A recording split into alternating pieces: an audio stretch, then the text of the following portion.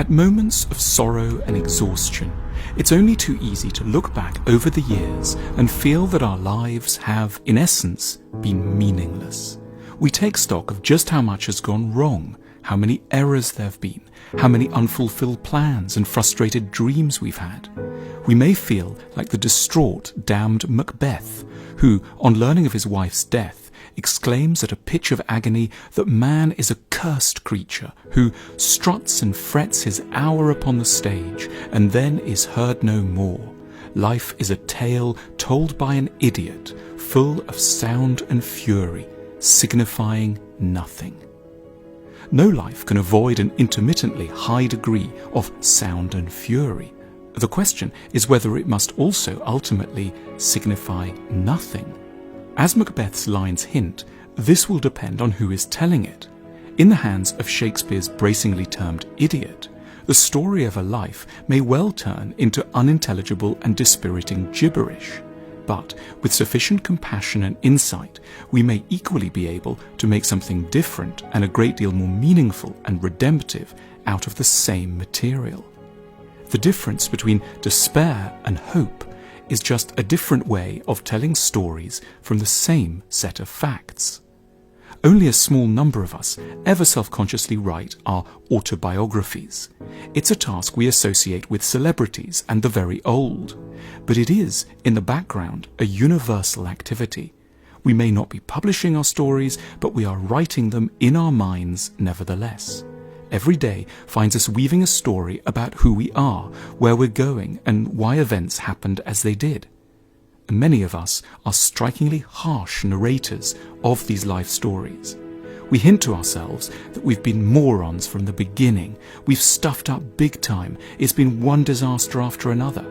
That's how we go about narrating, especially late at night, when our reserves of optimism run dry and the demons return.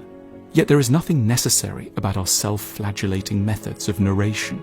There could always be ways of telling very different, far kinder and more balanced stories from the same set of facts. You could give your life story to Dostoevsky, Proust or Jesus and come out with a rather bearable, moving, tender and noble story. Good, by which is meant fair-minded and judicious narrators, know that lives can be meaningful even when they involve a lot of failure and humiliation. Mistakes don't have to be absurd. They can be signs of how little information we have on which to base the most consequential decisions. Messing up isn't a sign of evil. It's evidence of what we're up against.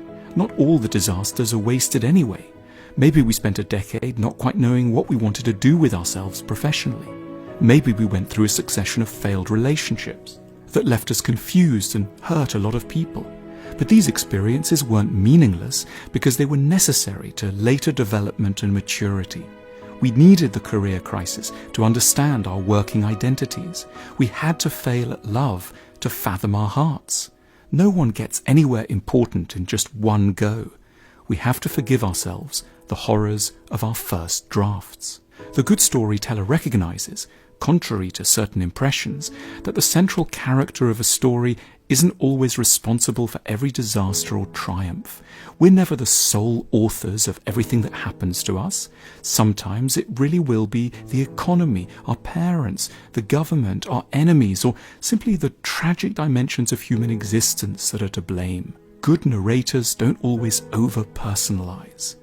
Every day, we are induced to narrate a bit more of our life story to ourselves. We explain why there's pain, why we forgot to seize a chance, and maybe why we are in an unhappy situation. But all this doesn't need to be a tale told by an idiot signifying nothing.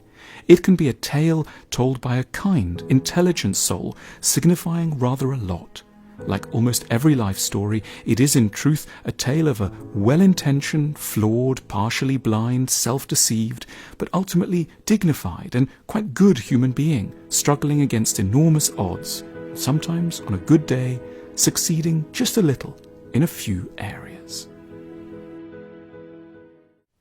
At the School of Life, we believe in developing emotional intelligence. To that end, we've also created a whole range of products to support that growth. Find out more at the link on the screen now.